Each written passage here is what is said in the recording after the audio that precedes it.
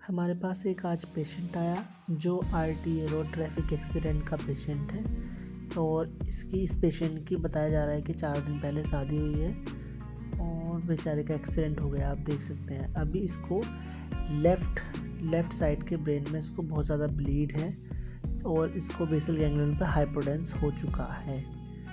अभी हमने इसको प्रेशर वॉल्यूम कंट्रोल पे रखा हुआ है और सेटिंग बहुत ज़्यादा अपडेट करके दी हुई है, मतलब बहुत ज़्यादा हाई सपोर्ट पर है। प्रेशर 38 पर चल रहा है, इसको टैकीकार्डिया हो रहा है और इसको बीपी के लिए अभी जो बीपी हमें दिख रहा है मॉनिटर में 132/87 mmH, ठीक है ये, और रेस्पिरेट इसका 30 है और सैचुरेशन हमें शो नहीं कर रहा है क्योंकि पेशेंट का परफ्यूजन ब्लड प्रेशर अच्छा नहीं है, इसलिए हमने पेशेंट को डोबुटामाइन और डोपामाइन इंजेक्शन का इन्फ्यूज़न चला रखा है जो कि 5 ml पर आवर पर है। और दूसरा हमने इन्फ्यूज़न इंजेक्शन नोरेटेडिन का चला रखा है 25 ml पर आवर के हिसाब से, तब भी पेशेंट का बीपी बहुत ज़्यादा अच्छा नहीं। So we can say that patient is in very critical condition.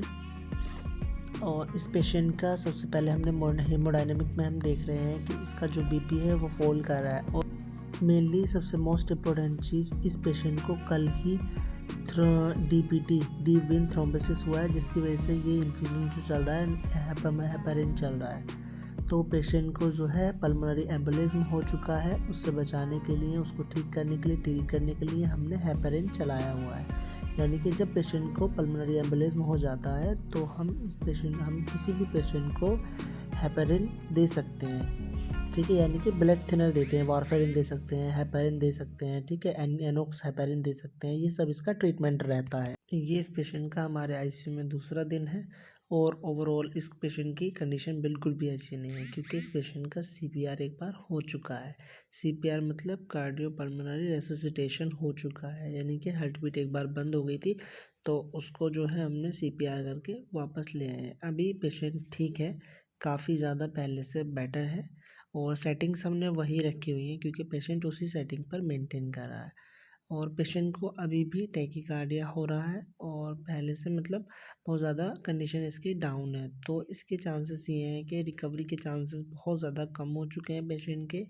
और हमने पेशेंट को ब्लड थिनर दिया हुआ है क्योंकि पल्मोनरी एम्बोलिज्म ना हो जाए। ऑलरेडी पेशेंट को पल्मोनरी एम्बोलिज्म हो चुका है, इसलिए हमने पेशेंट को डीपीटी स्टॉकिंग भी मंगवा ली है जिसकी वजह से जो है डीपीटी यानी कि डीप वेन थ्रोम्बोसिस से पेशेंट को बचाया जा सकता है। लेकिन पेशेंट अपने लास्ट स्टेज पर है तो we can pray for God कि पेशेंट रिकवर हो जाए, but maybe it is not easy.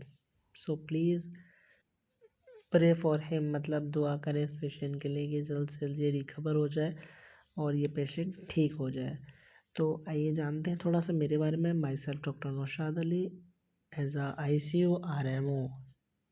Thank you so much. Please like, share and comment, and please subscribe my channel. I request you and I humble request you. इस patient के treatment के बारे में जानते हैं। हमने gram positive and gram negative इसको antibiotic दिया हुआ है और डायूरेटिक दे रखा है, इसको एंटीकोगुलेशन मेडिसिन दे रखी है, इसे वारफेरिन हाफेरिन, और बीपी के लिए नोरेट लगा रखा है पेशेंट को, ठीक है। हार्ट को सपोर्ट करने के लिए हमने इन्फ्यूज़न लगा रखा है डोबुटामाइन और डोपामाइन का इंजेक्शन का। यानी कि पेशेंट जब सेप्सिस शॉक में होता है या किसी मोस्ट लाइकली शॉक में होता है तो डोपामाइन और डोबुटामाइन का इन्फ्यूज़न जब चलाते हैं तो बहुत अच्छा रिजल्ट करता है। मोस्टली हमने ये देखा है पेशेंट में, तो हमने इसको मेनली यही दे रखा है, एंटीकोगुलेशन दे रखा है, इन्हें एंटीबायोटिक दे रखी है, डायूरेटिक दे रखे हैं। बस मेनली हमने इसके यही हमने इसको ट्रीटमेंट दिया हुआ है और इसके मॉनिटर को सपोर्ट किया हुआ है, यानी कि मॉनिटर की वॉचिंग की हुई है कंटिन्यू पर आवरली हमने इसके मॉनिटर को नोटिस किया हुआ है, ठीक है। Thank you so much. यहीं पे आज का हमारा लेक्चर ख़त्म होता है।